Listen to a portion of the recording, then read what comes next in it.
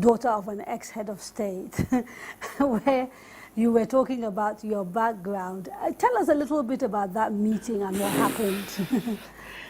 It was the former First Lady of Zamfara State, Ibrahim Babangida. Funny enough, my father was in the military, like I said earlier on, and was a driver. And my father happens to be one of his drivers.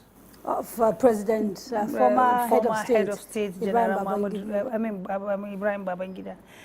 And we are now talking to, I think it's Action Aids, the collaboration on the girl child that I was talking about.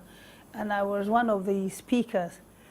And I just looked at it and I said, what an irony of life. If anybody could for one day think that I, Binta Masi Garba, will sit down on the same table with a girl that my father was her father's driver, then I wouldn't believe it. But today is history. A daughter of a driver with a daughter of a head of state sitting on the same table to talk to those girls out there. And I told them that once if you have a focus and you have a vision, you are not deterred on the circumstances you found yourself, but you speak to yourself internally that you want to make a difference, and you set an agenda and you pursue it. I said the sky will be their limit. And I think that thing went in, like most of the girls that were there started confessing that some of them are shy, that their parents are, drivers, dry cleaners, maid, and whatever. I said, no, don't be shy with the situation you found yourself today. You can be that change that will bring glory to your parents tomorrow.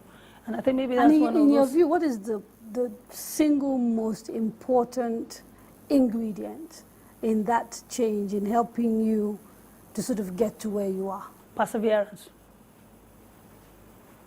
Persevere. Perseverance.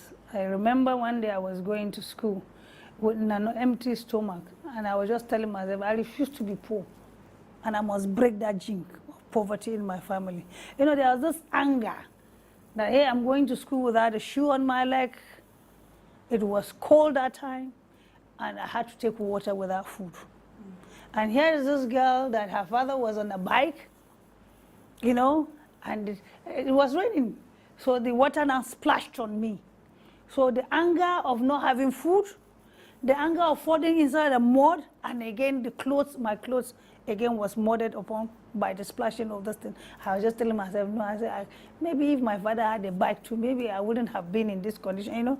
So the perseverance was that I want to make a difference, I want to change my life against the one that I found my parents in.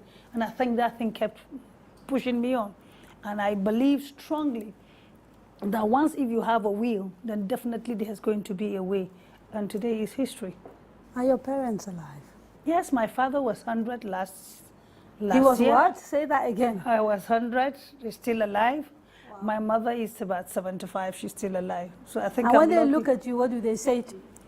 Well, one of the issues my mother normally tells me was like, Binta, you are always in my prayers. And I was asking her one day, why do you make such a comment like that? He said, when I remember when you were born, I knew you were going to be a great woman. I said, why? He said, everybody wants to carry you when you are a child. And up till today, that same favor is following you. So every day I pray for you so that no evil shall come near your dwelling. And I say, amen. Distinguished Senator, thank you so much for coming on the program. You've been watching Straight Talk with me, Kadria Ahmed. My guest was Distinguished Senator Binta Masi Garba. We discussed politics, terrorism, and faith. Join me next week when I'll be in conversation with another special guest. Have a good evening.